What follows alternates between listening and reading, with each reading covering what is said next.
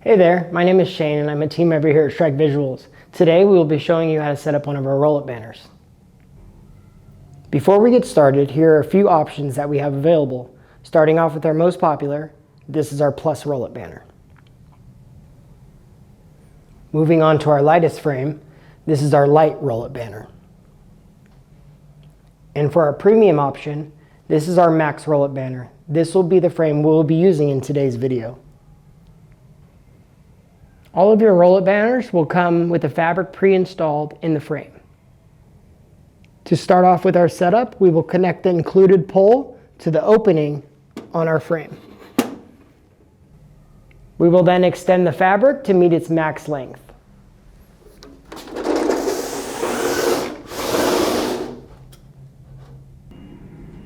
Once the fabric is fully extended, you will connect the top of the fabric to the top of the pole.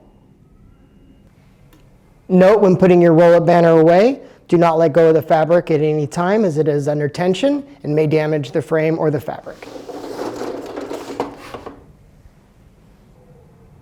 Once your roll-up banner is set up and complete, you are ready for your event.